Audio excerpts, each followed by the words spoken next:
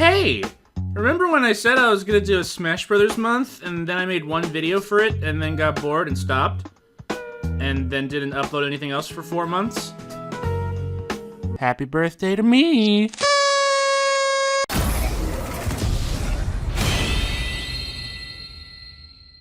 So yeah, I'm just the teensiest bit late to this party. In terms of videos, anyway. In terms of actually playing the game, well, where do you think I've been? As such, the existence of this review is more or less a formality. You either have the game already, or it just isn't your thing. So I'm tackling this review a little differently from others. I've elected to focus more so on the side modes, as opposed to the core Smash mode and core Smash gameplay. I mean, almost everyone who's touched this game by this point has agreed that this is that good shit, and Smash Wii U never existed. Have you actually tried going back and watching one match of Smash 4 after playing Ultimate? I couldn't do it.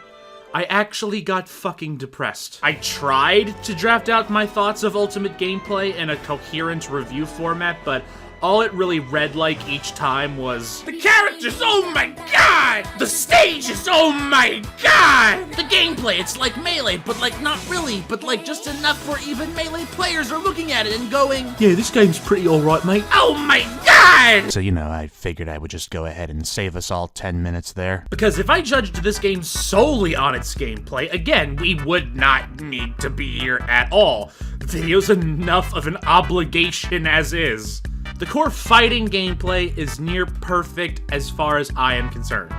Where I start to go, is when we enter games and more. I share the general consensus that this game's classic mode is the best it's ever been.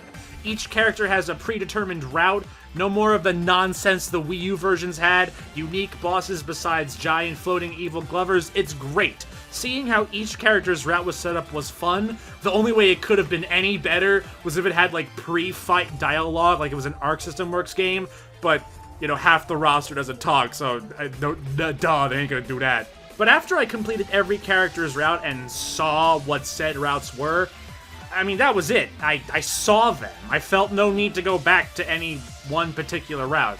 I completed most of the routes on 8.0 difficulty or higher to begin with, so I already reaped most of the rewards I could have conveniently gotten from here. And despite all the unique bosses, at least 50% of the roster still fights just the hands. You want to fight Dracula? You have to be a Belmont. Or Luigi. Come on, not even Belmont gets a crack at the Antichrist? I mean, come on, whips, fishing rods, like what's the difference, really? Training mode has more options than ever before. I've never really utilized training modes in Smash games, except for when I get bored and want to watch items clip through the characters holding them. But for those of you who love to lab, I think you're set. And then there's the rest. Okay, Multi-Man Smash has always been the most disposable mode in the series, in my opinion. Like, things like Target Test and Home Run Contest have fixed variables. You could always find new ways to get better optimized scores and times. And then you had Multi-Man Smash, where CPUs just mindlessly wander the battlefield and you spam attacks until you win, or a random stray attack hits a bomb that happened to pass by, and you die before you finish blinking. Multi-Man never had a sense of strategy, or a sense that you could cut down your final time through calculated maneuvers.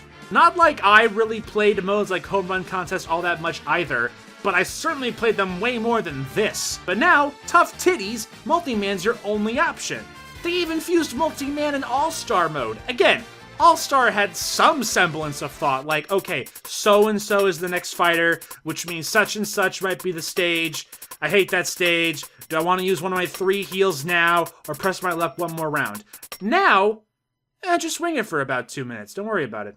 And who on this abysmal planet that we call Earth honestly plays Crew Multi-Man for any reason other than completing challenges? Who actually says, man, I need to unwind. Let me 1v5 a team of enemies that can one-shot me. The king! He needs his R&R, baby, okay? Of all the miscellaneous modes to bring back, not only did they go with only one, they picked the lamest one. And yes, I factored Smash Tour into that statistic. And, okay, look. my personal feelings towards Amiibo aside, the Amiibo functionality in this game is borderline pointless. I thought that in Smash 4, and nothing's been done here to change my mind. Scan an Amiibo, you kick its butt until it hits level 50, and then it becomes Skynet, and you can go eat a bag of dicks. The end, that's it. You're better off going to fight a regular level 1 CPU and raising its level once per match. You'll get about the same experience, and get to keep $70. Alright, we don't need to spend too much time with the vault. I mean, most of the stuff here is self-explanatory. Stats I'll never look at, replays I'll never remember to save before an update patch renders them unviewable. Hey, did you guys know that Nintendo is selling a $250 MP3 player and then a $60 music pack that comes with a free video game? In the 4 years I've played Smash 4, I think I only barely got around to listening to every piece of music in that game naturally within normal gameplay. Even if I had double that time, I doubt I can do the same for Smash Ultimate. Almost every piece of music in Smash history is back, and all the new remixes, save for a couple, all bops.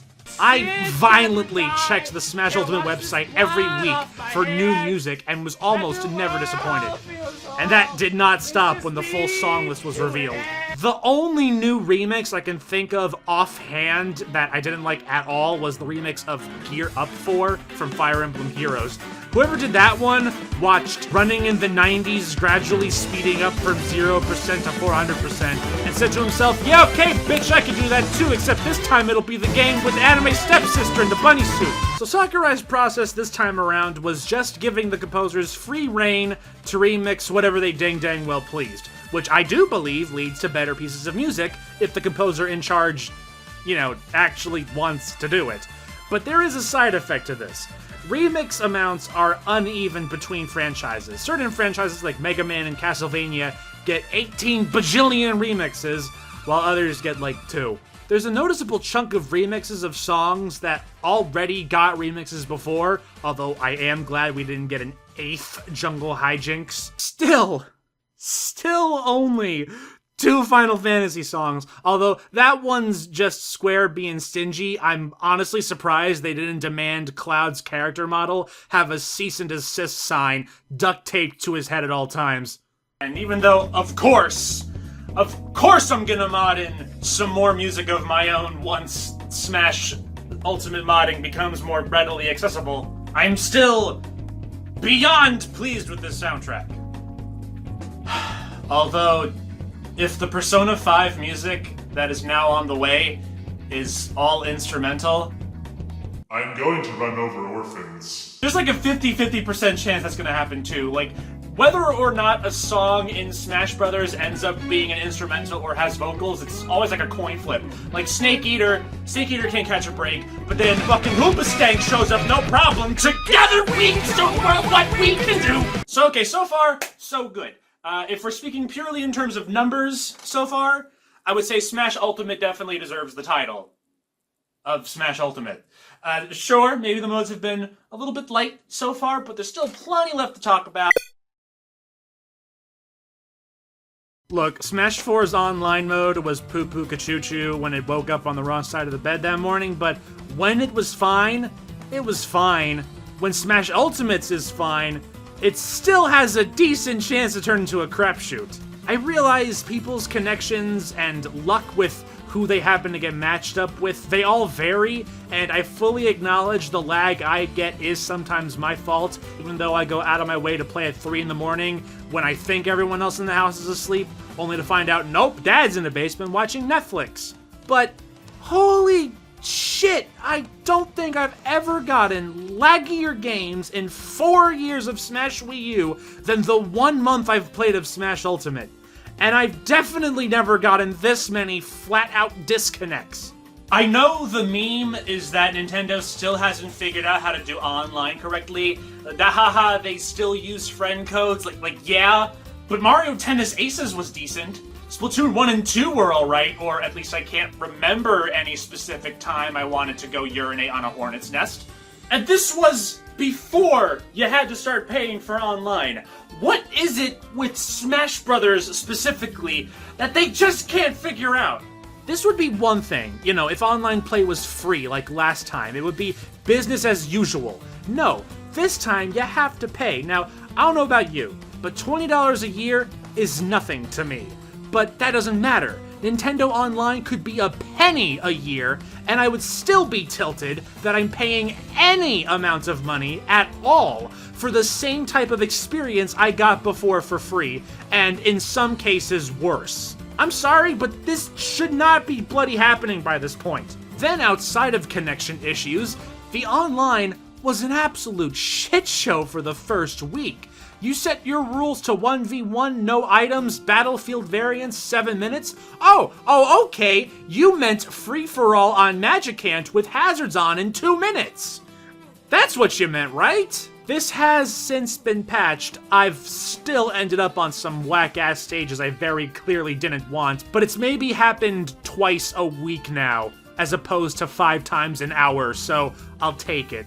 But then there's other problems, like you can't switch characters in between matches with someone without completely leaving. You have to stick with your character. If your character's weak against the opponent's character and you want to counterpick, tough titties. You aren't allowed to leave without being penalized if you're matched with someone's whack-ass rules you clearly told the game you didn't want. You can't taunt. Are you shitting me? You're not gonna give me that much? You literally have a character who auto-taunts after every move it does! Can't believe I'm saying this. For Glory was better. That's not saying much. It was more limiting, but at least it wasn't a game of Russian roulette. You knew what you were getting into each time. Although I could do without people changing their name tags to call me slurs. I guess that's one point in Ultimate's favor. Which brings us lastly to Spirits, a mode deemed so special, so important to Smash Ultimate, they saved it for a final reveal. Except we already knew about it for 3 months because the intern they got only used Adobe After Effects for 5 minutes. And Spirits certainly leaves a strong first impression. Nintendo, family-friendly, make cardboard pianos for kids, please do not do that, Nintendo, had to sign off on every Nintendo character ever made is now dead. Toad, dead. Clefairy, deceased. Slippy, he's out of there. Shop assistant, bada boom. Death itself, actually literally dead.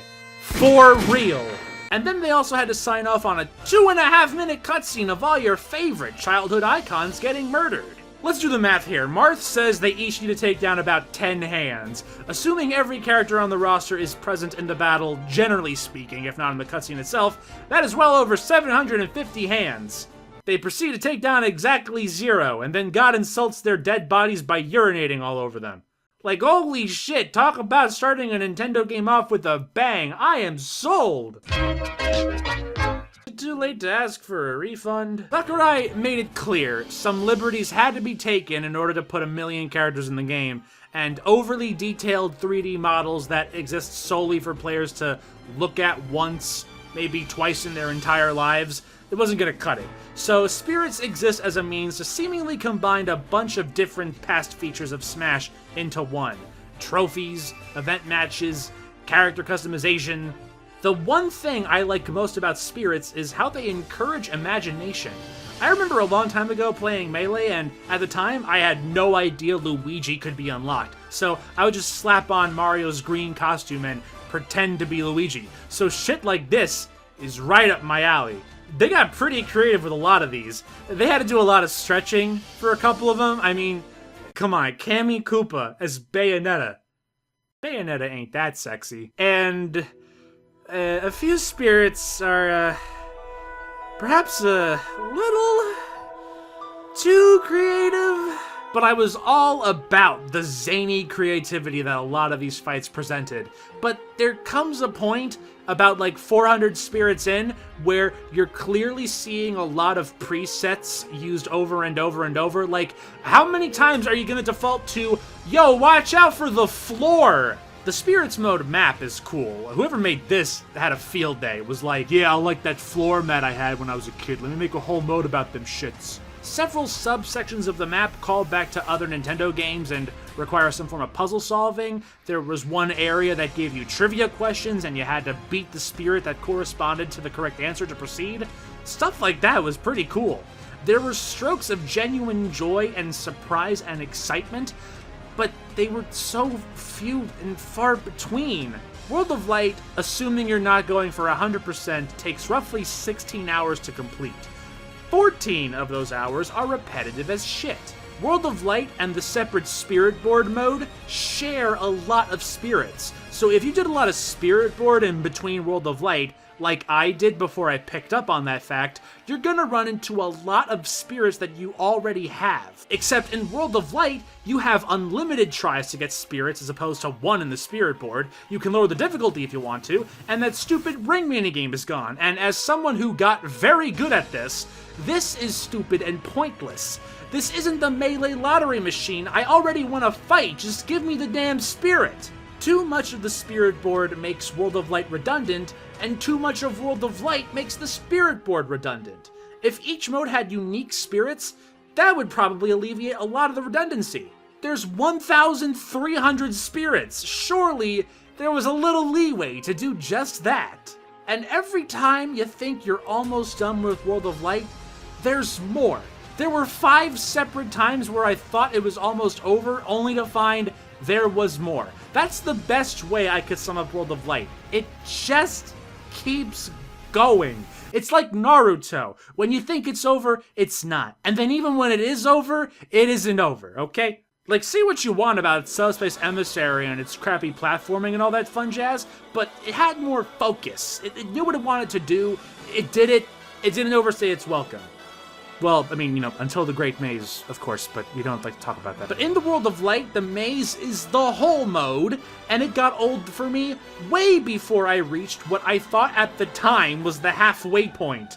To top it all off, it's really easy to cheese not just World of Light, but the Spirits board too. You're encouraged to switch up your spirit team frequently to deal with each separate encounter, but with this many spirits, it was all but inevitable that there would be a few that could easily help you cheese your way through things.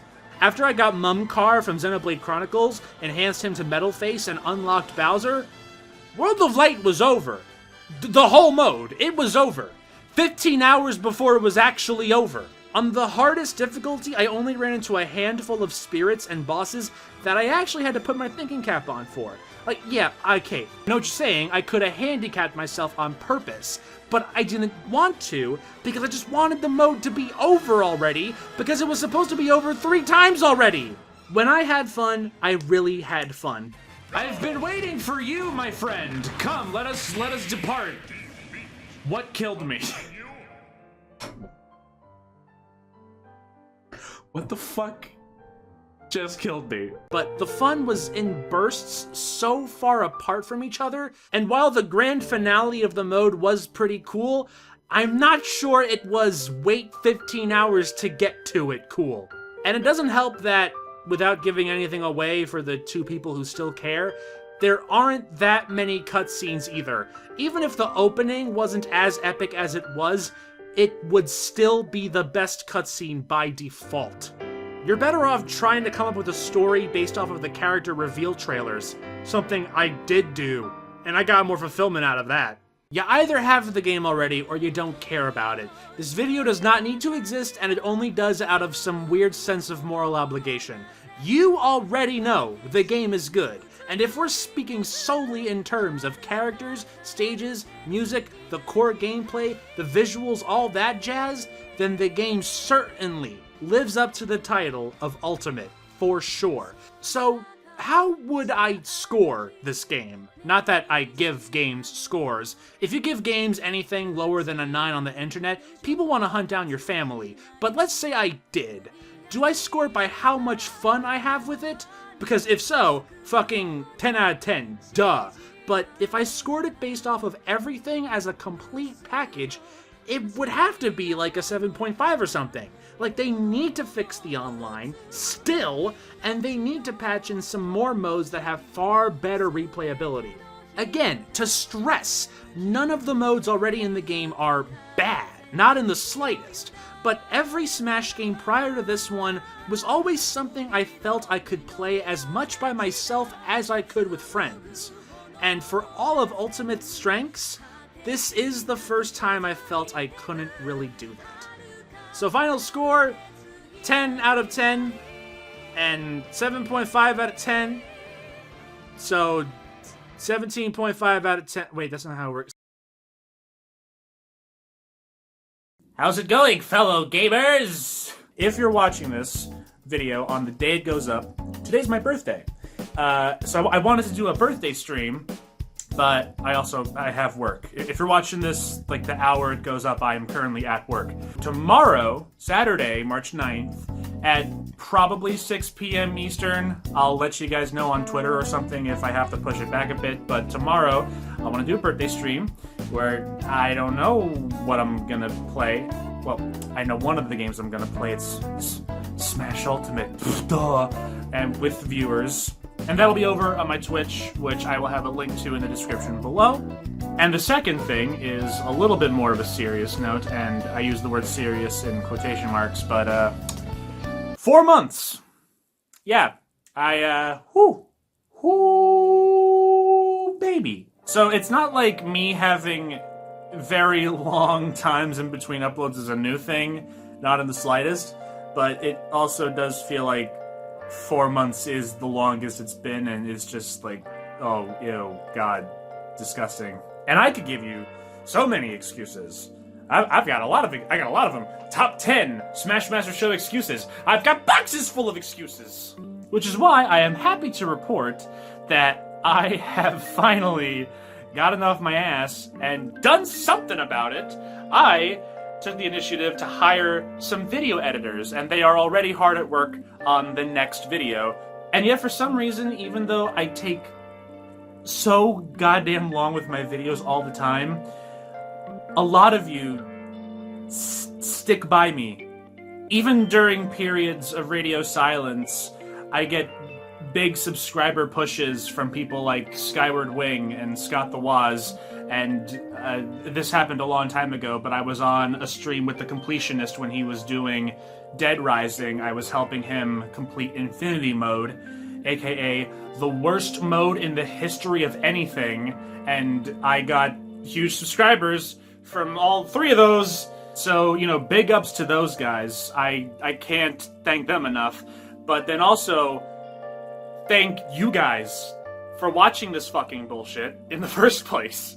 I don't know. I don't know how a lot of you keep sticking around in between a bajillion years of no uploads, but you do, and you're always here when the next upload finally does drop, and you tell me it's great, and how I should have more subscribers, and Chris, I want to have massive sex with you. And it's something that I can never properly thank. So, okay, I'm rambling now. But just in closing, just again, thank you guys so much for your patience and your viewership, and just thank you for watching the content. And yeah. And the Kingdom Hearts video that I promised a while back is still happening, by the way. It's just when Nomura delayed Kingdom Hearts 3, I thought it would be funny if I delayed my video too. It's still happening eventually. I don't want to promise any more release dates, but it is still happening. Leave me alone.